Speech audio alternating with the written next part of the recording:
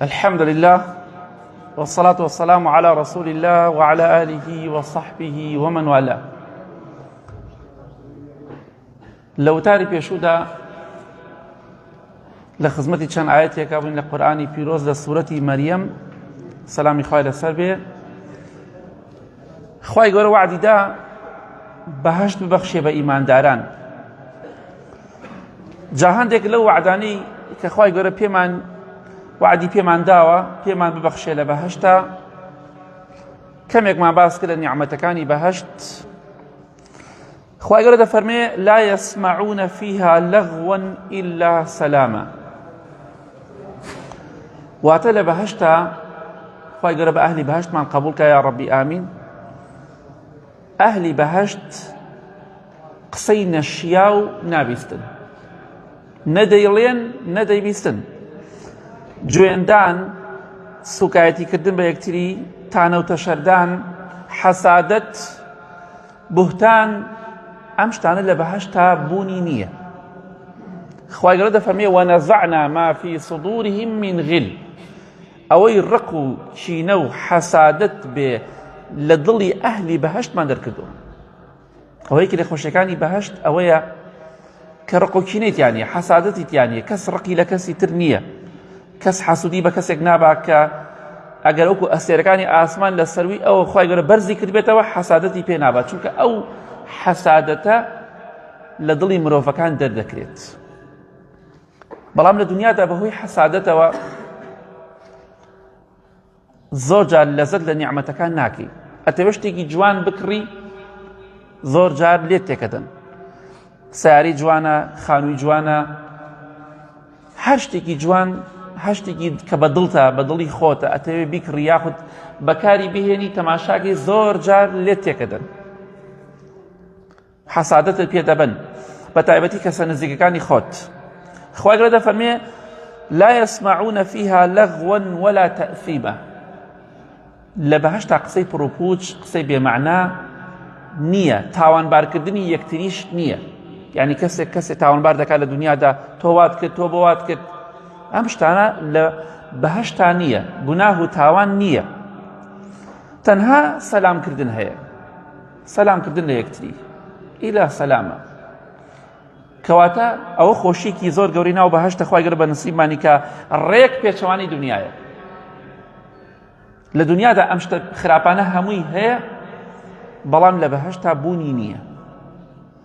جا ئەگەر تۆ ژیانێکت دەوێ کەس حەسوودیت پێ نەبا کەس ڕقیت لێت نەبێ کەس قسەی ناخۆش بەرامبەرت نەکا کەس دڵت نەشکێنێ ئەو تەنها لە بەهەشتایە. بۆیە ئەوە خۆشیێکی زۆر گەورەی کە لە بەهەشتا کە ئینسان هیچ خەم و خەفەتێکی نییە هیچ کێشەیەکی نییە. بەڵام بەهەشت لەگەڵەوەدا کە چەندێک خۆشە ئەبێ هەوڵی بۆ بدەین خۆمانی بۆ ماندووکەین ئەو کاتە ئەگەر کردەوەی کەمیشمان هەبێ ئینشاءڵڵا خوا لێمان قبول کات هۆکارە بۆ چوونە بەهەشتمان و پشتیوانی خوای گەورە. لە بەهەشتا خەمی ئەوەت نییە کێشەی ئەوەت نییە کەسابەت بکەی ئیش هەیە ئیش نییە ئیش کەس بووە ئەم شتانە لە بەهەشتا نییە. معاش هەیە نییە ئەم شتانە لە بەهەشتا بوونی نییە. قەیران نییە ئەم شتانە لە بەهەشتا بوونی نییە. هیچ نەکێشەی نەموچە هەیە نەکەسابەت هەیە نەقەیران هەیە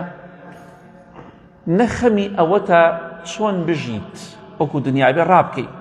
چونکە سوێن بەخوا ئێستا نەک ئێمە بۆ خوایە هەرچی گیان لەبەریش هەمووی لە داماوی ڕەزالەتایە. بڕۆ سەیری هەر مێرولەیەک کەس تەماشای مێرولە بکە. یعنی ماوەیەکی زۆر کەمەژی نازانم 30 ڕۆژە زیاتر ئەەکەمترە چەندێکە باسەکرێ بەردەوام ڕائەکات ئەڕوات دێ شت دێنێ شتە بە گیان لەبەران بە هەمان شێوە هەمووی لە مەینەتیایە. باڵندە لە هێلانەکەی دەرەچێە بۆ ویسکی خۆی تێرکا و شتێ بێنێ بۆ بەچکەکانی وە تەنیا مرۆڤ نییە لە ناڕەحەتیایە. شێر و پڵنگ کە ڕەمزی قووەتن ئەگە بەڕاکردن شتێ پەیانەکەن چیان دەست ناکەوێت.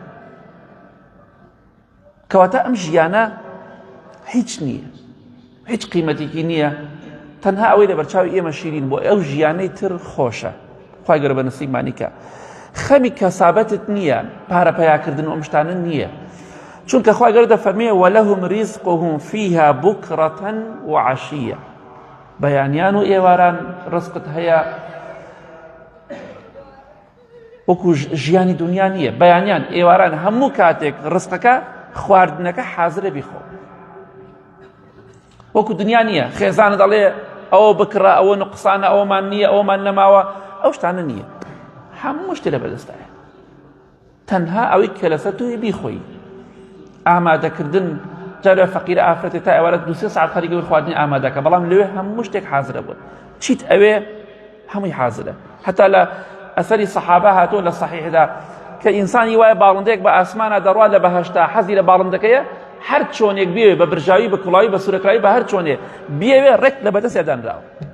مەینەتی ناوێ وەلەحمی طەیر میما یەشتەهون خوای گەورە دەفەرمێ گۆشتی باڵندە و پەلەوە هەر پەلەوەرێ حەزت لێیەتی بیخۆ لە دنیادا تەماشا دەکەی 2-3 مانگ قەل و قاز دەخورێت دوای خەڵک بۆ سادی لێ کەس نایخوا بەڵام لە بەهەشتا ئەوە نییە حەزت لە قەلە لە قازە لە کەڵەشێرە لە مریشکە لە هەر شتێکە لە هەر پەلەوەرێکی بچووکە باڵندەیەکە چۆلەکەیەکە سوێسکەیەکە هەرچی حەزت لێیەتی هەر خواردنێک حەزت لێ بێ میما یەشتەهون ئەوەی کە خۆت حەزت لێیەتی بە هەر جۆرێ بتەوێت لە بەردەستە حازرەکە کەسی ناوێ حازریکا بۆت ئەمە خۆشیەکانی بەهەشتە خوای گەورە بە نسیبمانی کە بۆیە خوای گەورە دەفەرمێ وەلەکم فیها ما تەشتەهی ئەنفوسکم وەلەکم فیها ما تەدەعون ئەوەی حەزتان لێ بێ ئەوەی داوای بکەن لە بەهەشتا هەیە بەبێ هیچ مەینەتیەک چونکە ئوکولوها دائیم خوای گەورە دەفەرمێ خواردنی بەهەشتی بەردەوامە کۆتایی پێ نایە تۆ لە ماڵەوە هەر خواردنێکڕی ئاچەنێ زۆریش بکڕی ئەگەر پیکابێ بکڕی هەر کۆتایی دێ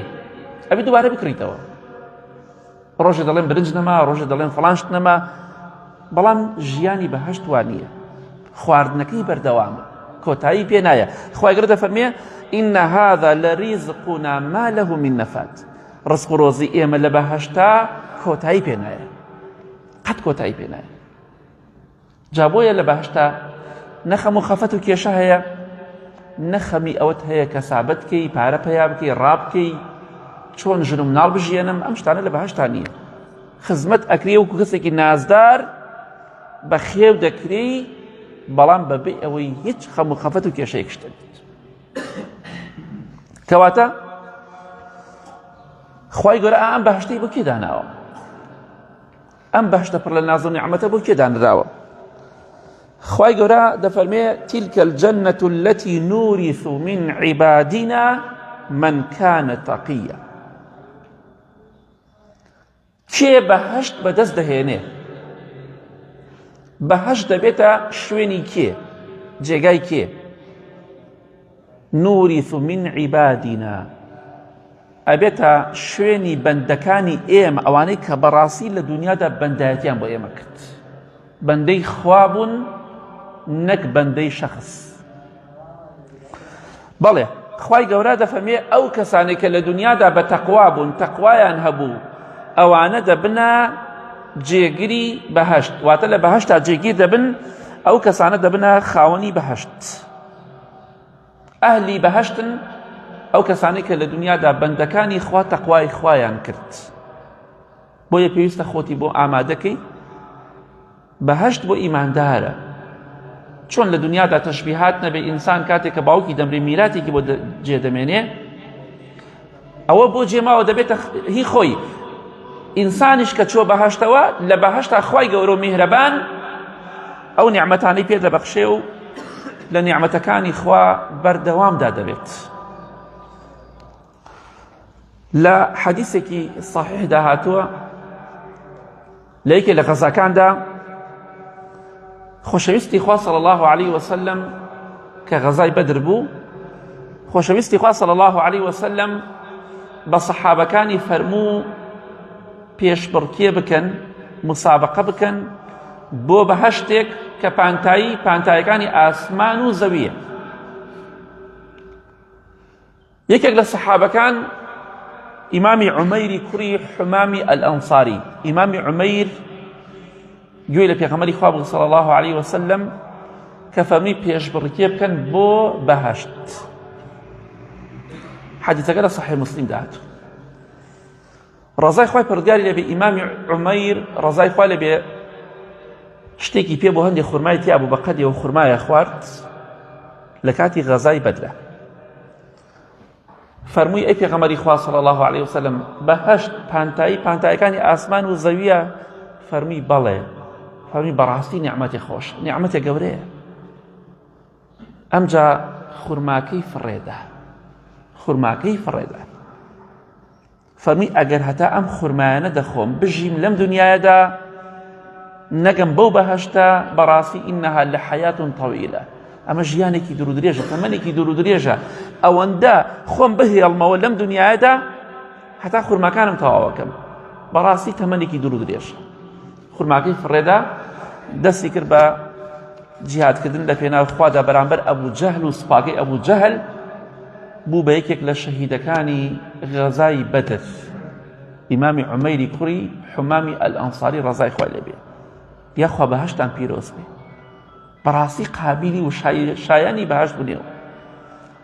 ئەوە هەوڵدانە بۆ بەهەشت. نەیفەرموو سەحابەم و پێویست ناکا من بەهەشتیم و تەواو، نا لە کاتێکە خوا فەرمێ لێیان ڕازی بوومە. ئەگەر سەحابە وەکو خەڵکی ئەمڕۆ وەکو خەڵکە نەخوێنەواری ئەمڕۆ لە خۆی بایی بواە ئەو ئیسلامە ئەو بە ئێمە نەگەیشت. خوای گەورە دەفەرمێ لێتان ڕازی بوومە ئێوە بەهەشتین، هێشتا لە زۆربەیان هەتا بەیانی دەگریان یانە خوا تۆ بڵێ خوا لێمان خۆش بێ، چونکە عیلمیان پێ بوو، چونکە زانا بوون، شارەزا بوون. بەسکە ئینسان نەزان بوو هەر دەڵێ چیم کردووە من بەهەشتیم و گوناحم نییە و چیم کردووە چیم نەکردووە، ئەم شتە ناکات. بەس ئینسانێکە لە خوا ترسا یەک تۆزێ عیلمی پێ بێ ئەم قسانە ناکات. بەڵێ خوای گەورە ئەهلی بەهەشت ڕێزێ زۆر گەوریان لێ دەکرێت. وەڵڵاهی دوای مردنمان وەڵڵاهی بەرووبوومی ئەو برسێتێ دەبینین کە لە پێناو خوادا بینیمان، ئەو تیونێتی کە توشمان دەبێت، وەڵڵاهی ئەو ماندووبوونەی کە لە پێناو خوادا توشمان دەبێت، هەڵەسی نوێژ دەکەین، عیبادەت دەکەین، ڕۆژوو دەگرین، خۆمان ماندوو دەکەین لەبەر خاتری خواواز لە کۆمەڵێ شت دەهێنین، وەڵڵاهی ڕۆژێک دێت پاداشتی ئەو زیکر و عیبادەتانە هەمووی دەبینین، هەمووشی وەرێ دەگرین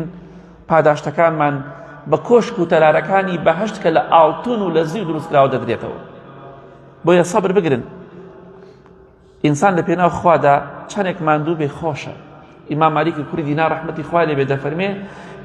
دڵێک کە خۆشەویستی خوای تیا بێ بەڕاستی پێی خۆشە لە پێناو خوادا ماندوو بێت. ئەوەندە پێی خۆشە ئەی خوایە سپاس بۆ تۆ من لە پێناو تۆدا ماندوو دەبم و برسیم دەبێت هینون دەبێ، زۆر دڵی پێی خۆشە. پێی خۆشە ماندوو بێ لە پێناو خوادا، چونکە خۆشەویستی خوا لە دڵی ئەیە. تەشبیهات نەبێ تۆ مناڵەکانت تێ لەبەر مناڵەکانی خۆت ماندوو بی دڵت خۆشە. بۆچی؟ لە پێناو مناڵەکانی خۆتا بەخێوان دەکەی، ماندوو دەبی، هیلاکەبی، گوێت پێی نییە، دەوام دەکەی، ناڕەحەتی دەبینی، بەیانی زوو لە خەوەڕەسی، شەو نخوونی و حرەسیات دەگری لەبەر خاتری مناڵەکانت پێی دڵخۆشی، ئەڵێی دەتوانم بیانژێنم. نمونەی بەرز بۆ خوایە. وەڵڵاهی هەر کەسێکیش ئیشەکانی بۆ خوا بکە ئەبێت زۆر زیاتر دڵی پێی خۆش بێت. چونکە پێغەمبەری خوا صلی الله علیه وسلم مزگەینی خۆش بە ئێمە دەدات، چونکە خوای گەورە فەرمی ئەهلی بەهەشت ئەو کەسانن کە لە دنیادا تەقوایان هەیە. خۆشەویستی خوا فەرمێ صلی الله علیه وسلم لە حەدیثێکی صحیح مسلم داهاتوو سوێن بەو خوایە کە گیانی منی بەدەستە. بەس جوان گوێنە حەدیثە بگرین. سوێن بەو خوایە کە گیانی محەممەدی بەدەستە صلی الله علیه وسلم. کەسێک لە ئێوە کاتێک کە دەڕواتە بەهەشتەوە وەڵڵاهی چۆن لە دنیادا شارەزای ماڵەکەی خۆیەتی تۆ بڕۆیتە هەر شوێنێکەوە هەر شارەکەی خۆت یەکسەر ئەڕۆی بۆ ماڵەکەی خۆت، ماڵەکەی خۆت دەزانین لەکوێیە، بە پێ بڕۆ یا بە سەیارە بڕۆی ڕێک ئەچی ماڵی خۆتەوە، چونکە ماڵەکەت لەو شوێنەدایە، ماڵەکەی خۆت بە ئاسانی دۆزیتەوە. مادەم مرۆڤێکی تەبیعی بی، ئەگەر ئینسانێک عەقڵێتی مابێ لای خۆی، عەقڵی لێ نەسەنرابێتەوە، بێگومان یەکسەر ماڵەکەی خۆی دەدۆزێتەوە. کەسمانەیە ماڵەکەی خۆمان لێ تێکچوو بێ هەموو ڕۆژێک نا، مەگەر ئینسانێک خەلەلێکی لە مێشکیا هەبێت، ئەوە جیاوازە. خۆشەویستی خوا فەرمێ صلی الله عليه وسلم سوێن بەخوا چەنە ئێوە شارەزای ماڵەکەی خۆتان لە دنیادا ئەو شوێن و کۆشک و تەلاری کە لە بەهەشتا بۆ ئێوە دیاری کراوە ئەو لە ماڵەکەی خۆتان زیاتر ئەزان نەکوێ چونکە بۆچی لەبەرەوە لە ناو قەبرەکە هەموو ڕۆژێ دوو جار پێشانە دراوە هەموو بەیانی ئەم ئێوارەیە بۆیە دەزانی قەسرەکەت شێوەی چۆنە لە یەکەم ڕۆژی مردنتەوە ئەزانی خێزانەکانت کێیە خزمەتکارەکانت کێیە باخەکانت چۆنە ئاوەکە ڕووبارەکە کانیاوەکە وشکە ساڵی وشت نییە لەوانە باران نەباری ئەم ساڵ بەهەشت بەردەوام سەوز و جوانە بەردەوام ئاوی سازگار و خۆشی لێ چۆن ماڵەکەی خۆتان لە دنیادا دەدۆزنەوە وەڵڵاهی ماڵەکەی قیامەتان زیاتر شارەزاندی دەزان بەهەشت چ شوێنێکی جێگای ئێوەیە بەس بەو مەجێی بەهەشتی جا بڕیاری بەهەشتیش لای مام حاجی نییە لای من نییە لای خوایە کێ بەهەشتی بە قسەی من و تۆ ناکە خوای گەورە کێ شایانی کوێ بێ ئەوەی دەداتی بەڵام دەبێت خۆشت ماندووکەی کە خۆت ماندووکە لەبەر خاتری خوا ئینشاءڵڵا خوای گەورە ڕەنجت بەزایەنات کەواتە بزانە بەخوا ماڵەکەی خۆت لە بەهەشتا دەبینیت لە ناو گۆڕەکەتدا و کاتێکیش کە دەڵێن بڕۆ بەهەشتەوە دوای پردی سیرات و ئەوانە یەکسەر دەڕۆتە ناو ماڵ و خانووەکەی خۆتەوە یا ڕەبی خوا لەو کەسانەمان بگێڕی یا ڕەبی وەڵڵاهی خۆشەویستان خوای گەورە فەرمی بەهەشت ئەدەین بەو کەسانەی ئەبێتە شوێنی ئەو کەسانی کە لە دنیادا تەقوای خوایان کردووە وەڵڵاهی عاقڵ و تێگەشتوو ئەو کەسەیە سەربەرز و سەرفراز ئەو کەسەیە بەختەوەر ئەو کەسەیە کە بەهەشت بەرێتەوە خوای گەورە دەفەرمێ فمن زحزح عن النار وأدخل الجنة فقد فاز هەر کەسێک لە ئاگر ڕزگاری بێ و بڕواتە بەهەشتەوە ئەو کەسە بردوێتیەوە براوەیە سەربەرزە سەرفرازە بەختەوەرە چونکە لە ئاگر ڕزگاری بوو چۆ بەهەشتەوە یەکێک لە سەحابەکانی پێغەمبەری خوا صلی الله عليه وسلم لە حەدیثێکی صحیح بوخاری مسلم داهاتووە کە ناوی حەرامی کوڕی میلحان بوو ناوی حەرام بوو ڕەزا و ڕەحمەتی خوای لێبێ لێکێ لە جەنگەکانە لە پشتەوە دوژمن ڕمێکیان لێدا ڕمێکیاندا لە پشتی لە سکیەوە دەرچوو ڕمەکە لە پشتەوە لێیاندا لە سکیەوە دەرچوو سەحابەکانی پێغەمبەری خوا صلی الله عليه وسلم بە ئیمامی عومەر و ئیمامی عوثمان و عەلی و هەموو سەحابەکان شمشێر و ڕم دەیانی بڕی کەسانێ پێیا بوون وەڵای ئەمە نامان بڕێ ئەمە کەرامەت نییە ئەمە هەمووی سحرە لە چاوی ئەوی دەکەن دەبا بڵێ یا ئەڵڵا لە خۆی بدات دەبا کەسێکی عوام بێ غەیری خۆیان با کەسێتر شمشێرەکەی لێدا بزانە ڕۆحی جاردە ببەراکرێتەوە هەمووی چاوبەسێ لە ئێوەی دەکەن شمشێری چی و لە خۆدانی چی و ئەم شتانە جا خۆی ساحیرەکانی وڵاتە ئەجنەبیەکان و بێدینەکانێکن بەمانە هەر ناکرێ ئەوەی کە دەجال دەیکا ئەمان سەتا پێنجی دەجالیشیان پێ ناکرێ ئەبێ وا بە دەجال بکەی ئەی پێغەمبەری خوا فەرمێ صلی الله عليه وسلم دەجال ئاواکە زەوی سەوزەکە زەوی وشک زەوی کوشکە ئاوی لەکە سەوز دەبێ ئاواکە بارانە بارێ هیچ کەسێک توانێ ئەو بکە ئەوشی باوەڕ بە دەجال کە کافر دیڤد نازەم کێنە ساحی پێیا بوونە شتی وا ئەکەن هەزار شمشێر ڕۆشن پێ ناکری ئەبێ تۆ باوەڕی پێ بکەی بۆ سەحابەش ڕم و شمشێریان بڕێمان نایان بڕێ کورە برا هەر لە خۆیان نادن ئەسڵەن لە خۆیان نادن دەبا قورئان ئیش بکەو لە خۆیان بکەن دی قورئانێک دابرێن با ئیش بکەو ئەگەر ئازای با لە خۆیت ناتوانێت بێگومان ناتوانێت ئەم سەحابە بەڕێزە ڕمەکە لێی ئەدا لە پشتەوە لێدەن لە پێشەوە دەرئەچێت چی ئەڵێ ئەفەرمێ فوزت وەڕەبی الکەعبە سوێن بەخوای کەعبە بردمەوە سبحان الله لێی دراوە دەکوژرێ دەڵێ بردمەوە جا ئەو کەسەی کە لێیدا وتی باشە ئەم کابرا بۆ دەڵێ بردمەوە خۆ کوشتم من کافرەکە دەوتی باشە بۆ دەڵێم بردمەوە لە کاتێکا من کوشتم ڕەزای خوای پەروەردگاری لێبێ بۆ دەڵێ سوێن بەخوای کەعبە بردمەوە سەرکەوتم من لێمدا ئەوە لێ من سەرکەوتم من بردمەوە وتیان ئەمانە باوەڕیان وایە دەڵێن هەر کەسێک لە پێناو خوادا بکوژرێ دەڕاتە بەهەشتەوە یەکسەر و کافر مسلمان بوو شایەتمان کرد سبحان الله مردنی هەنێ کەس داوە بانگەوازە بانگەواز بدمەوە سوێن بە خوای کەعبە نەیفەرموو سوێن بە کەعبە چکۆ شەریک بۆ خوا بڕیاردانە بە ماڵی خوا ئەگە بڵێ بە ماڵی خوا بە شەرەف و ناموس و سەری فڵان و فڵان تۆ شەریکت بۆ خوا بڕیارداوە پێغەمبەری خوا فەرمێ صلی الله عليه وسلم کەواتە ئەو کەسە بردوێتەوە کە دەڕواتە بەهەشت جا بەهەشت شوێنی ئیماندارانە بۆیە دەڵێن بەڕاستی سەحابەکان ئیمانداران بەهەشتان پیرۆز بێ بەخوا قابلی بەهەشت بوون شایەنی بەهەشت بوون با ئیشەڵڵا ئێمەش هەوڵی بۆ بدەین ئینشاءڵڵا لە وتارەکانی داهاتووە بە ئیزنی خوا تەمەن باقی بێ بەردەوام بین لە تەفسیرکردنی سوورەتی پیرۆزی مەریەم بەیانش ئینشاءڵڵا تەمەن باقی بێ باسی ئەوە دەکەین بزانین مەلایکەکان خوای گەورە دەربارەی مەلایکەکان چی دەفەرمێت سەلامی خوای پەروەردگاریان لەسەر بێت